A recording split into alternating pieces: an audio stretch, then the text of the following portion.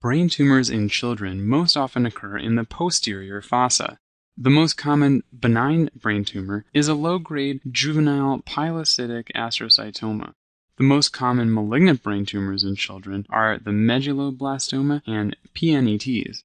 Common presenting signs in children include headache, vomiting, and papilledema. In infants, they may present with increasing head circumference because the sutures in the skull bones have not yet closed. The kids may also present with focal neurological signs and/or seizures just like in adults. Certain forms of genetic disorders like neurofibromatosis and tuberous sclerosis are associated with an increased risk of astrocytomas. The only way to know for sure the type of tumor is to do a biopsy. This is what the pilocytic astrocytomas look like. Pilocytic tumors are typically cystic nodules on radiologic imaging. On biopsy, you'll see bipolar cells with GFAP-positive hair-like processes. This makes some sense given the name of the tumor, since pilocyte literally means hair-like cell. The tumor may also have so-called Rosenthal fibers, which are swollen pink axons, not shown in this slide. Medulloblastomas are highly malignant and carry a poor prognosis. They are, however, very sensitive to radiation therapy, and they're among the class of pediatric tumors called small blue cell tumors. PNETs are a special type of medulloblastoma with a very low degree of differentiation. On biopsy, you can see cells with small hyperchromatic nuclei and scant cytoplasm with occasional Homer-right rosettes, in which the tumor cells are concentrically arranged around eosinophilic spaces.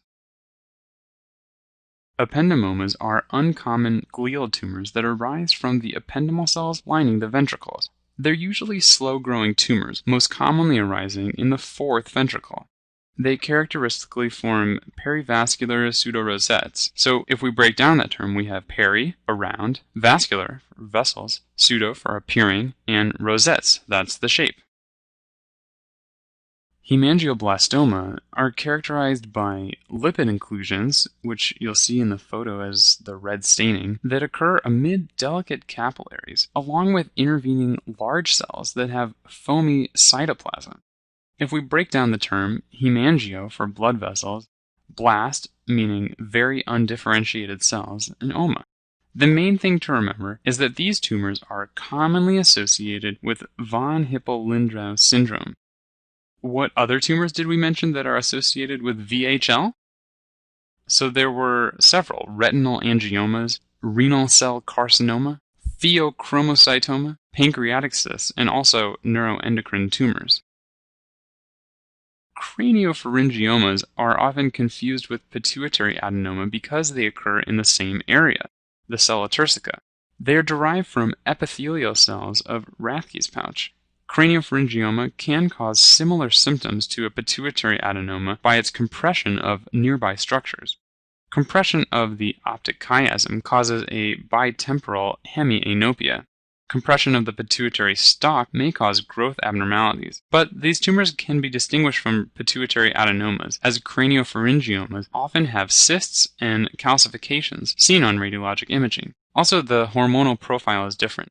In pituitary adenoma, you will see hypersecretion of one hormone, whereas in craniopharyngioma there is hyposecretion and there may be a mixed hormonal picture. There should be something in the question prompt to direct you to the right answer. Now let's discuss herniation syndromes. Why do things like benign brain tumors or hydrocephalus kill people? Well, it's because they increase the intracranial pressure, and this eventually causes herniation of brain tissue into other compartments, which results in the compression of certain vital structures, causing coma or death. Hernia is a general term that describes the protrusion of tissue through an area where it's normally contained. So brain herniation carries the same concept as an umbilical hernia or inguinal hernia. It's just that the structures are so much more vital in the brain. There are 4 areas where pressure can cause brain herniation. The first that we'll mention is under the falx cerebri. This is called subfalcine herniation. Falcine referring to the falx, and sub for underneath the falx. You'll find it here.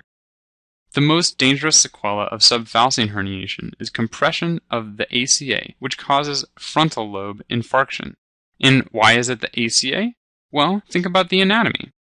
A major trunk of the ACA runs along the rostral-caudal axis between the hemispheres, just above the corpus callosum. The second we'll mention is transtentorial herniation, when the pressure pushes the brain downwards.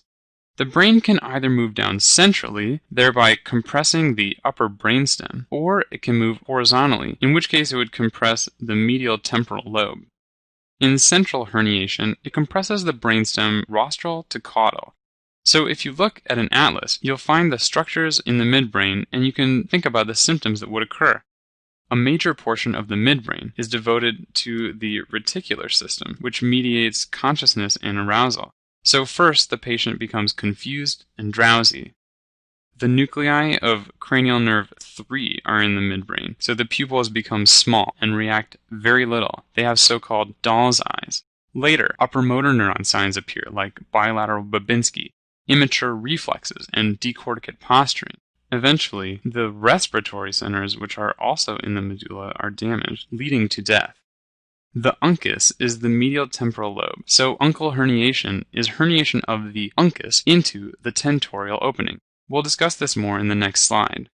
Lastly, the cerebellar foramen magnum herniation is the downward displacement of the cerebellar tonsils through the foramen magnum. What does this cause? Well, if you think about the Arnold-Chiari malformation, which is pretty much the same thing, you'll know the syndrome. The identifying feature will be paresthesias over the shoulders and loss of deep tendon reflexes in the arms due to compression of the dorsal side of the cervical spinal cord. Also, think about mass effect. The patients will have pain in the neck. They might also develop medullary signs. These would eventually lead to death due to impairment of the respiratory centers within the medulla. Now, when we consider uncal herniation, it's important to think about the anatomy in order to predict the syndrome. The pressure will injure the ipsilateral oculomotor nerve, so there is ipsilateral pupillary dilatation. This is the classic presenting sign of uncal herniation. Ipsilateral pupillary dilatation. The pressure may compress the PCA, so there is infarction of the occipital lobes, mediating vision. The contralateral cerebral peduncle is compressed by the laterally displaced midbrain, so it's actually an ipsilateral hemiplegia. Eventually, the pressure crushes the midbrain, leading to vascular occlusion of the arterioles and veins to the brainstem. These are called Durée hemorrhages. Once the midbrain and pons are compromised, stupor, coma, and respiratory failure ensues.